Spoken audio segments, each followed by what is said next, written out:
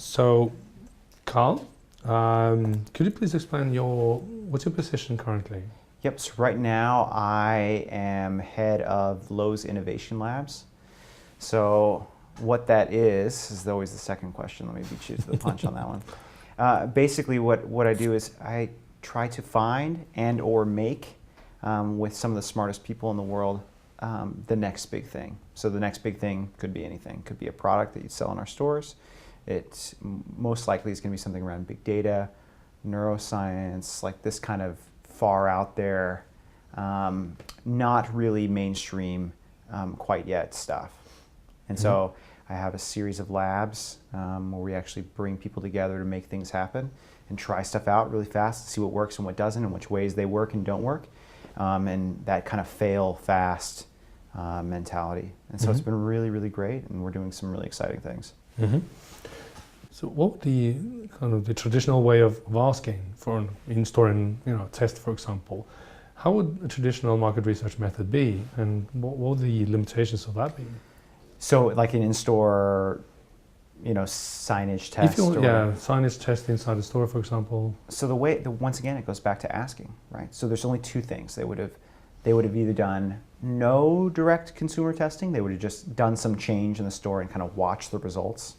And there's so much missing between here and then the sales, right? There's so much that happens in between there. Right. And that's usually how a test goes. And that's not a market research test, that's just retail, right? You're just like, let's just put that out there and see what happens. Right. And there's something to that, right? But the real way that marketing research would do it is they would do like a shop along, where you would, you'd go with your respondent and walk through the store and, that's interesting. I noticed you picked that red box up.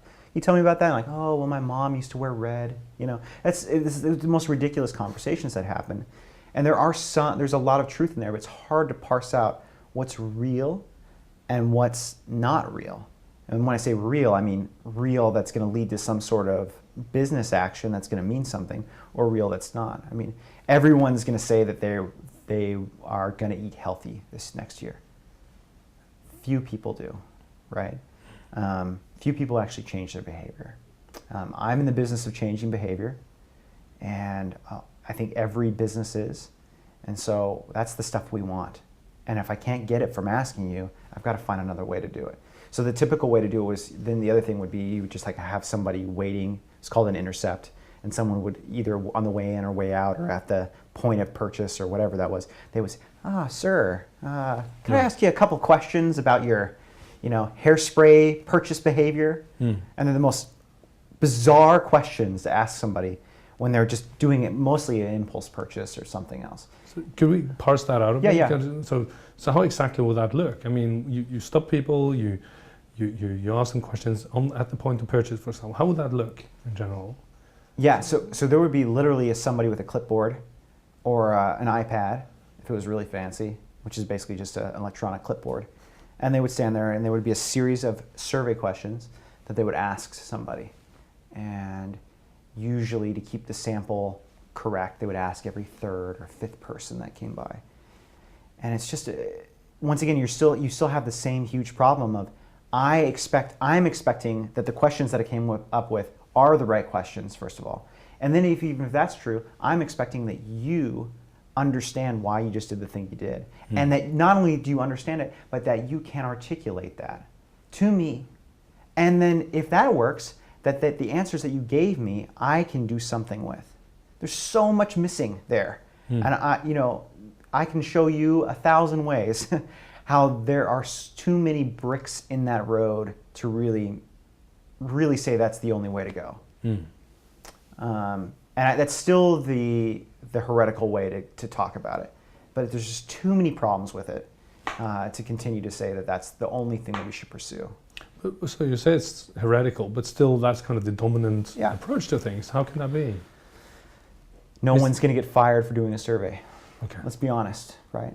No one's going to get in trouble for doing the thing that's considered the right way to do it, right? But the problem is that the right way isn't always going to get you the stuff that you really want, or the stuff that your organization really wants. And so I don't think anyone's doing anything wrong.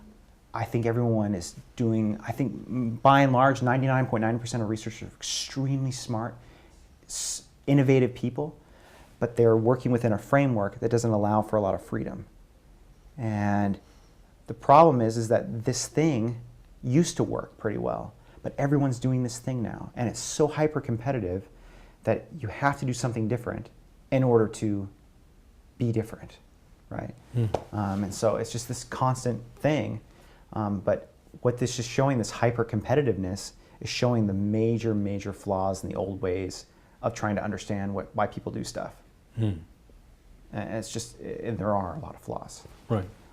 So just sidestepping a bit. As we've mentioned, density, contrast, color composition. There's no movement here, but in movies there will be movement as well. Okay, so we can have a look at results. First of all, let's have a look at the basic image. I think we should, this is a retail image, so just for benchmarking the results. So what we can first of all can see here is that you can see the store shelf here. It's pretty busy. You have some things up here. You have different products. So these are all beer, just grabbed from the web. This is just an image I have taken from the web. What we can see here is that the visual complexity is very high. It's 89.2%. And this is an indication that there's a lot of things going on in the image, such as basically showing that there's no or very few blank surfaces here. There's a lot of information, a lot of crowding, so to speak. And that means that the likelihood that any one item will pick up on people's attention is going to be very low. So the competition for automatic attention is very high, so to speak. Let's have a look at the heat map. Okay, so what we can see here at the heat map, the hottest region here is the 4 axis here, for example. What you can see here is that there seems to be something with the contrast between their composition and the shelf itself that seems to kind of create this kind of huge contrast that people are likely to spot. Same thing down here with some other yellow and black products as well. You can also see that the middle ones, the green ones here, the Carlsbergs, I assume, is not very high. And you can also see the bottom here, which is to many people maybe surprising. But if you look at the shelf, it's very dark. One of the things that the eyes are attracted very much to is dark regions per se. And what we can see is that also that people are beginning to discuss, okay, how should we design the shelves themselves? So here we go. The results is basically showing that there are certain products that, due to their internal properties, kind of their density, their contrast, their brightness in the image, for example, also the color composition, and relative to their neighbors, are stealing more attention, automatic attention. They're more likely to be noticed than other things. A different way of looking at that is by using what we call the fog map. The fog map is just an inversion of the heat map to illustrate what things are going to be more likely in popping out. So you can see